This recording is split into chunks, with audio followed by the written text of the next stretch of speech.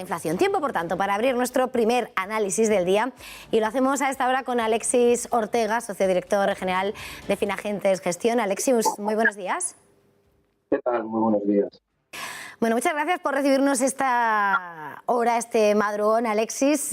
Hoy volvemos a arrancar con esas declaraciones que nos llegan por parte tanto del jefe de la FED como de esos distintos miembros de ese Banco Central americano.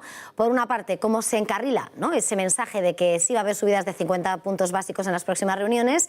También algo de autocrítica de Powell, que dice que las subidas de tipos tendrían que haber sido previas al mes de marzo, eso sí, dice mirándolo con retrospectiva. Y también entre esas voces, esa puntualización por parte de Evans que urge elevar los tipos de interés a nivel neutro de forma urgente. En este contexto, en estos mensajes de esa normalización de la política monetaria, ¿cómo estás viendo la gestión de la Reserva Federal? Y bueno, realmente, ¿cuál va a ser, según tu análisis, el camino que finalmente dibuje la Reserva Federal? Bueno, la verdad es que es importante que el gobernador del Banco de la Reserva Federal reconozca el error, dado que de alguna manera hemos pasado de una época en donde la inflación parecía que era transitoria, que no había ningún tipo de problema, que todo estaba basado en problemas de oferta y de los cuellos de botella, los famosos cuellos de botella, con esa idea un poco peregrina de que, resueltos los problemas de suministro, de las cadenas de suministro, la inflación, incluso hasta por efecto base, caería por sí sola y por lo tanto no habría haber hecho nada. La verdad es que los síntomas de que el problema de la inflación era algo más que un problema de oferta, y era un problema también incluso hasta de demanda, de un exceso de demanda, se han ido acumulando de una manera muy importante, y la verdad es que ahora mismo que los bancos centrales empiezan a reconocer, no solo que empiecen a acelerar, porque de momento lo que han venido haciendo es acelerando el proceso de normalización cuando antes decían que no había que hacer nada, sino incluso, como ha dicho Powell, reconocer incluso hasta un error, yo creo que en este momento es relativamente positivo. Ese mensaje, en cierto modo, solo se estaba transmitiendo por parte de la Reserva Federal, empieza ya también incluso a transmitirse por parte del Banco Central Europeo. Hay algunos países que tienen problemas mucho más graves de inflación que otros. De hecho, ayer no me sorprendieron las declaraciones del gobernador de Holanda, puesto que en cierto modo la inflación en Holanda, para quien no lo sepa, está alrededor del 11,7%, la general, y casi el 4% la subyacente, mientras que en Europa globalmente está en el 7,5% y hay países que la tienen ligeramente por encima, como España, o ligeramente por debajo, como puede ser el caso de Italia o de Francia. Pero en cualquier caso, hay una nueva preocupación por el tema de la inflación, reconocer un poco los errores, y eso lo contrapone un poco a las declaraciones de la semana pasada del presidente americano, que venía a tildar la inflación como la inflación de Putin. No, no es la inflación de Putin, es la inflación de los bancos centrales, es el error de los bancos centrales. Y los bancos centrales en este momento van a tener que llevar a cabo una política muy rápida de normalización de esa política monetaria, puesto que de alguna manera, si no lo hacen, pues podría haber una inflación que se desbocara. Y por lo tanto, ese objetivo que vienen diciéndonos de que ellos van a lograr controlar la inflación sin recesión, si tardan más, habría que decir que prácticamente sería necesaria una recesión para controlar la inflación. Incluso digo que en estos momentos es bastante poco probable que logren controlar la inflación sin llevar a la economía en algún momento a algún tipo de recesión, puesto que, como les digo, en estos momentos casi una muy buena parte del problema inflacionario es un problema de demanda, no es un problema de oferta. Estabas apuntando hace un momento, Alexis, también los mensajes, las preocupaciones por parte del banco en Holanda. El mercado además está barajando, ¿no?, ese movimiento de subida de tipos en la parte del bloque comunitario, en la eurozona, ese debate, ¿no?, de si va a llegar o no esa subida en julio, el tipo de interés de los depósitos en julio, hasta cuándo, cuántas subidas va a haber en el año, y entre medias, bueno, todavía subyace, ¿no?, esa idea de cuando se le preguntaba, ¿no?, al vicepresidente del Banco Central Europeo si barajaba o no un escenario de recesión, que decía, bueno, en principio no, pero bueno, todo puede pasar.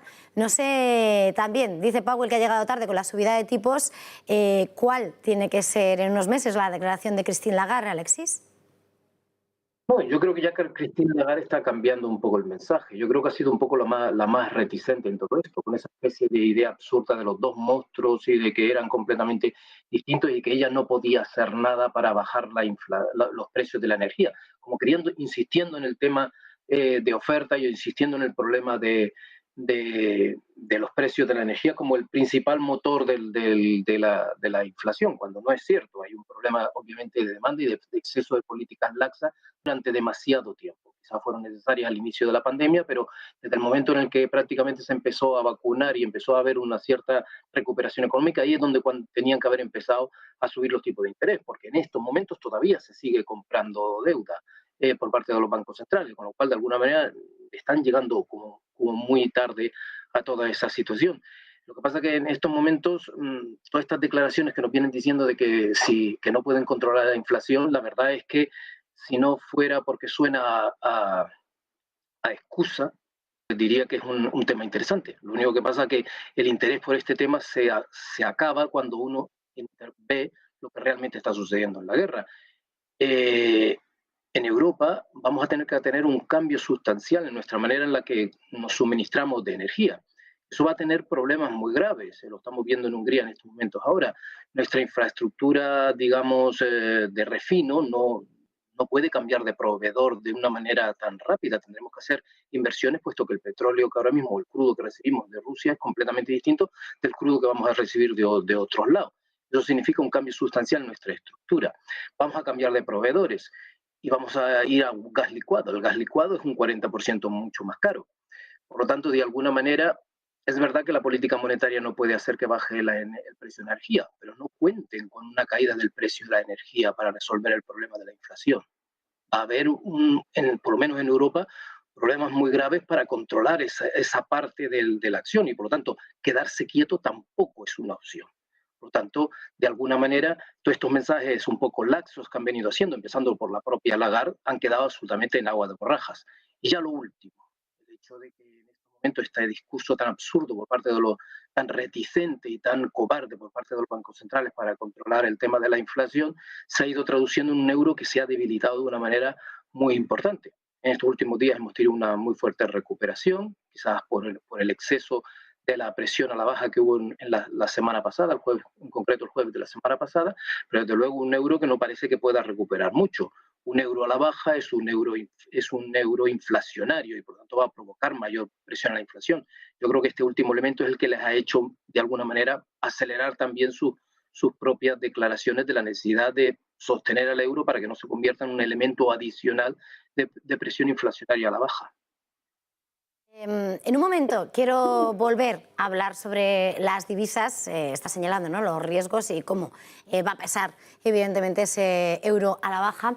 Pero antes querría hablar, perdón, en los últimos meses estamos hablando de un contexto que poco cambiaba, esa política de normalización de tipos, esos problemas en las cadenas de suministro, la guerra que irrumpía en el escenario, pero ahora de cara a lo que es la Unión Europea llega ese nuevo factor que de alguna manera se entreveía, pero es esa amenaza para el cumplimiento de esos acuerdos que sirvieron de broche para el Brexit, para la salida del Reino Unido de la Unión Europea, y ahora parece que se pone en jaque de nuevo esos acuerdos con ese anuncio, ¿no?, de Londres de oficializar la ruptura de esos acuerdos para introducir esos cambios, sobre todo con respecto a ese protocolo de Irlanda del Norte, y ya la Unión Europea anunciando represalias. Eso de alguna manera, evidentemente, está introduciendo un nuevo factor de desestabilización.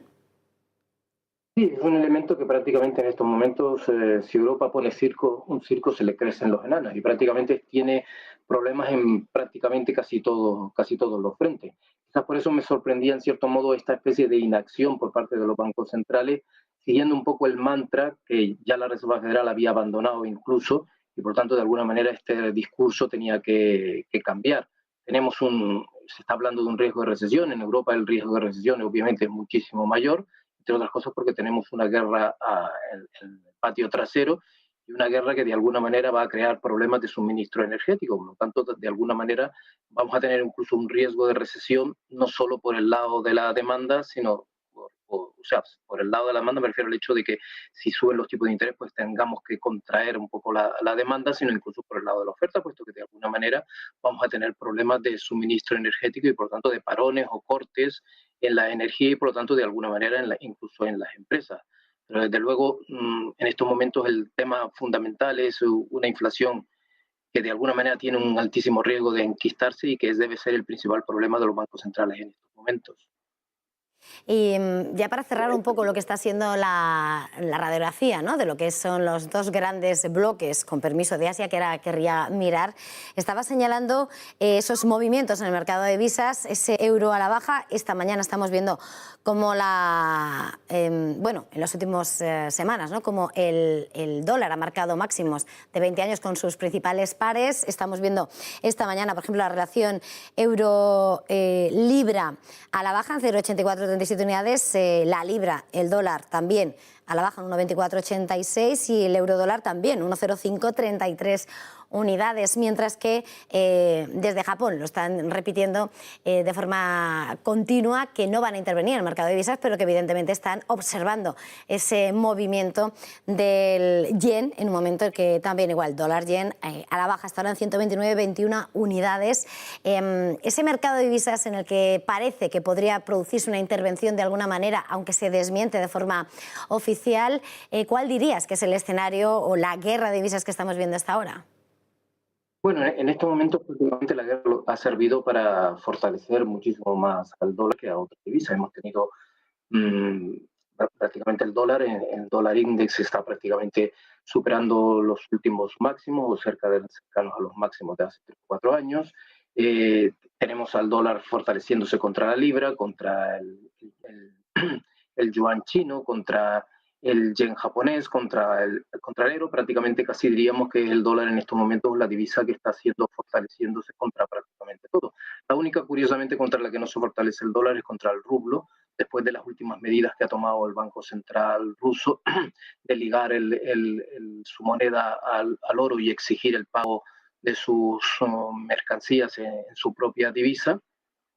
Pero en estos momentos prácticamente es el dólar el que está apreciándose de una manera muy importante.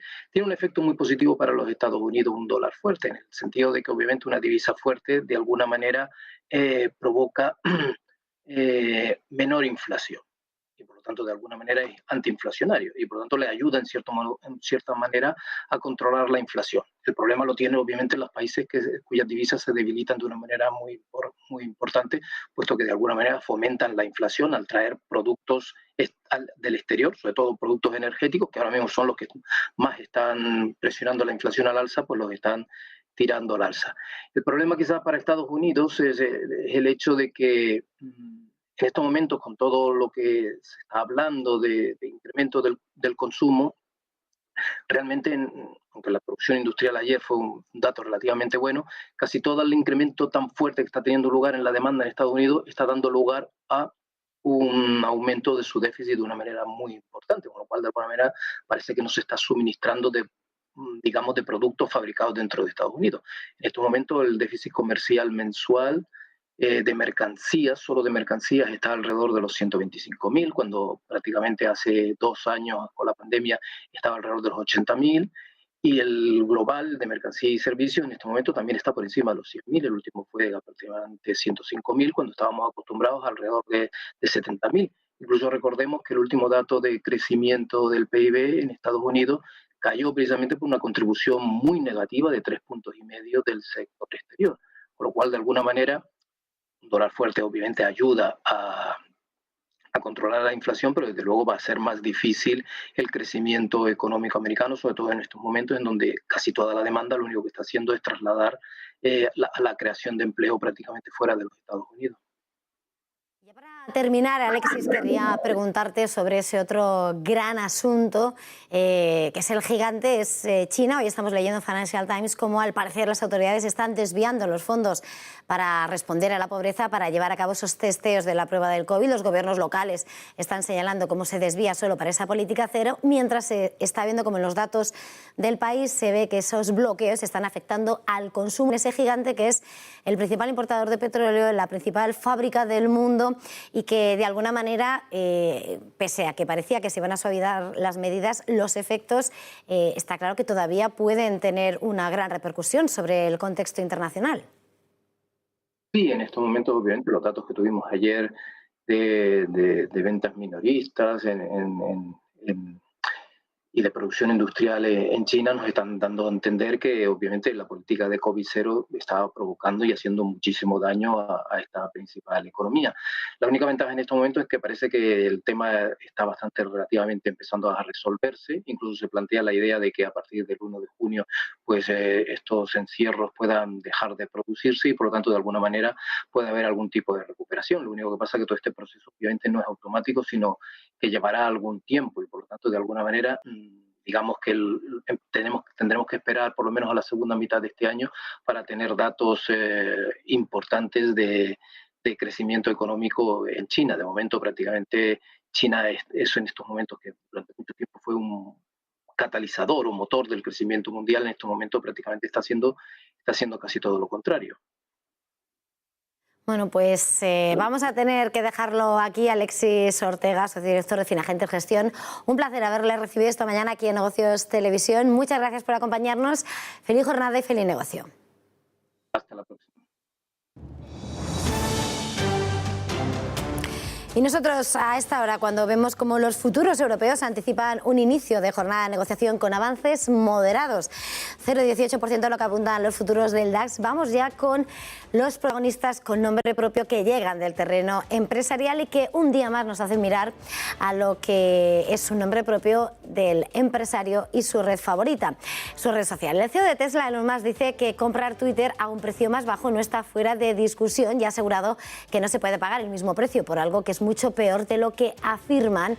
Y entonces ha señalado además Elon Musk que cuantas más preguntas se hacen, más crecen las preocupaciones en medio de esas declaraciones por las que ha puesto en jaque esa OPA para hacerse con Twitter por 44.000 millones de dólares al cuestionarse el número de suscriptores de la red social. You can't pay the same price for something that is much worse than they claimed. And, you know, they say, Elon, life's a negotiation, so at a different price, it might be a totally viable deal, correct? I mean, it's not out of the question. Okay. But I really would, this is, the more questions I ask, the more my concerns grow. So, at the end of the day, acquiring, it has to be fixable. And fixable, with reasonable time frame and without revenues collapsing along the way and all that sort of stuff. Entre las empresas protagonistas, Sony anuncia que ha vendido 19,3 millones de PlayStation 5 en todo el mundo, lo que representa una pérdida de 3,3 millones debido a la escasez de componentes sobre la que Sony advirtió previamente a los inversores. Este problema es la causa de la incapacidad del PS5 para superar las ventas del PS4 durante un periodo de tiempo similar. Sin embargo, Sony cree que podrá casi igualar este total de PS5 en el próximo año fiscal, en el que Sony prevé vender 18 millones de consolas. La empresa ha informado de que el número de suscriptores de PlayStation Plus en realidad disminuyó año tras año. En la actualidad hay 47,4 millones, por debajo de los 47,6 millones de marzo de 2021. Por el contrario, lo que sí se vende son los juegos. Las ventas casi se duplicaron con respecto al año pasado, tanto en PS4 como PS5. Y entre los protagonistas de las últimas horas,